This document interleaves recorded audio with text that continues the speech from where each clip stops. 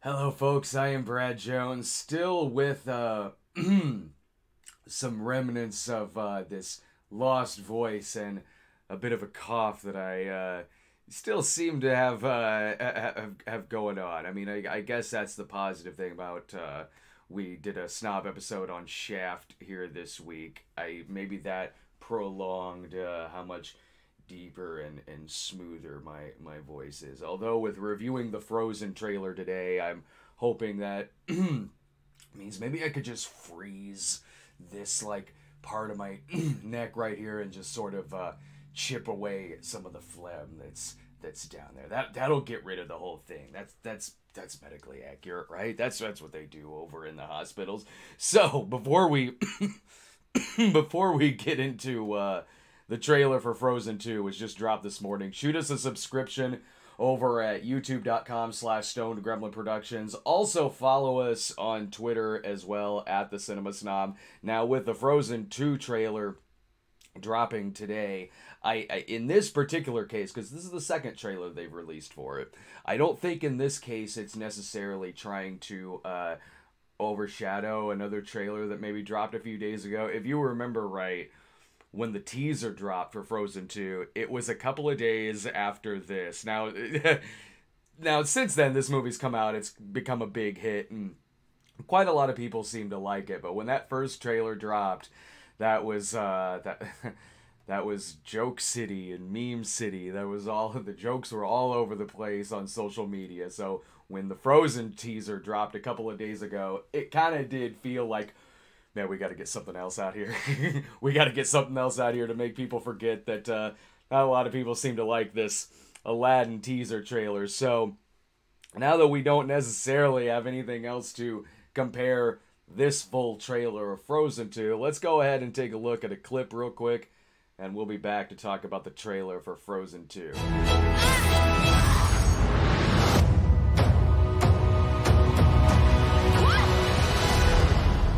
I won't let anything happen to her.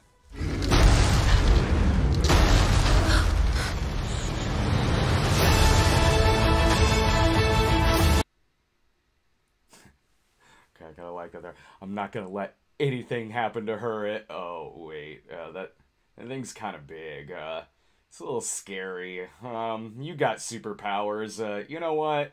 I'm gonna go ahead and hang back and just let you handle this. Yeah, never mind. Really, I don't even know if I need to be here. You got this. You can take on the rock monster right there. I hope that that there's not actually like really necessarily any conflict in the movie per se. This is like this right here. Like maybe there's not necessarily anything chasing Elsa on the water. Like this is just her body surfing. Like this whole thing is just kind of a vacation, and maybe she slipped and didn't hit the wave quite right. Since we are getting this Frozen 2, I hope that that also means we are going to get sequels to the clearly more important movies like Snow Queen. I think there's one called Frozen Land or something like that. The movie's made to kind of capitalize on the success of Frozen. I hope it means we get more of those. And as you can see in the bottom right hand corner, this one is Dove approved. It is family approved. Probably has 5 doves out of 5. Obviously making it the better movie compared to Frozen. Also making it better than Jesus Bro as well. What they really need to do with Frozen 2 is maybe not necessarily release it, as its own showing, but just do like Olaf's Christmas did. Just take like Toy Story 4. Toy Story 4 is coming out soon. Just attach Frozen 2 to the very beginning of it. That way we can reenact whenever I went to go see Coco and there was this 30-minute Olaf short in front of it and people in the theater getting very, very mad. Now, from the looks of this one, obviously this looks like a Journey film because it's an animated movie, and why wouldn't it be a Journey film? So we're gonna cross over like a bunch of different magical lands to get from one place to the next. We've got the land of where Elsa comes in contact with Fantasia. We've got these water monsters that you can reenact Legend maybe, or Spirit. We've got those going on in this film, and I think this is all honestly going to lead to the most impressive Disney World light show that you've ever seen. Like, maybe that's what all this is. And much like, you know, going through Disney World and everything, it makes me think that I should probably go see this movie drunk. Um, like getting drunk at Epcot Center or something like that. Like, like that might make it actually a bit more colorful and much like an actual Disney light show. We've as we showed the picture earlier, if I can find it real quick, as we showed in the picture early on, we've also got Rockbiter in this film from Neverending Story. Much more impressive than the low budget Rockbiter that I saw in Pilgrim's Progress like a month or so ago. There's a reference for you, a movie that I'm pretty sure I'm the only one who went to go see. Although that theater was pretty packed, but I doubt any of them are watching this show. The movie does. I'll go ahead and say this about the film. I'm so burnt on the trend of the Disney remakes. I'm so like, from ones that are bad to ones that are just mediocre. I'm so burnt on all of those, really.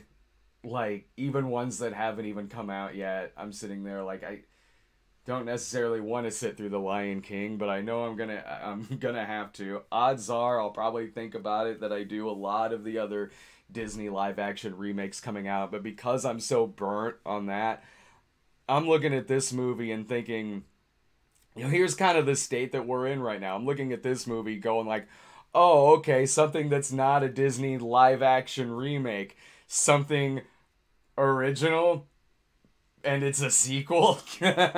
Like, that's how things have kind of gotten. I'm so burnt on the remakes and everything that I'm looking forward to the originality of a sequel. But I'll say that, I mean, it looks gorgeous. It looks like watching this in IMAX, watching it in, if the movie's going to be released in 3D, it looks stunning.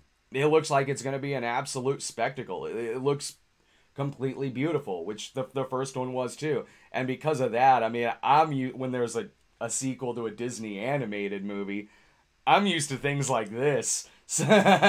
Like, I'm used to these direct-to-video sequels going on. So, I mean, I remember that whole trend when that was happening. So, remembering something like Hunchback 2 and going to this, I'm like, okay, yeah, sure, bring it on. And some of it does look kind of trippy. It looks like it's making up for how much the pink elephant scene was severely lacking in the live-action Dumbo remake. And I remember really enjoying the first one, the first Frozen movie. It was one that I think I got kind of burnt out on some trailers for it, so I don't think I was necessarily looking forward to it, really, when I went to go see it, and was genuinely surprised with how much I liked it. And that being said, I haven't seen it since. I don't have kids, so I haven't had anyone in the house who's constantly putting it on the television, so I don't have Frozen burnout or anything like that. So watching it, I haven't seen it since it was in theaters, and I'll have to kind of try to remember what all went on in the movie, but looking at this right here, it looks like it'll probably be a pretty good time. And it's impressed me far more than some other Disney movies that are going to be coming out, obviously talking about the live action remakes. So anyway, like I said, subscribe to our channel at youtube.com/Stone Gremlin Productions. Also, if you get a chance, check out our latest Cinema Snob episode. There's the there's the latest Shaft movie coming out this weekend with Samuel Jackson and Richard Roundtree back. So I did a Cinema Snob episode on the first Shaft movie from 1971. So please give that a watch. Plus, follow us on Twitter as well, at The Cinema Snob, and on Facebook, facebook.com/The Cinema Snob, plus Instagram at The Cinema Snob as well. And we'll have our live show coming up Friday night where we'll be reviewing Men in Black and Shaft, and the latest Shaft movie. So we'll see you then. Have a great week, everyone.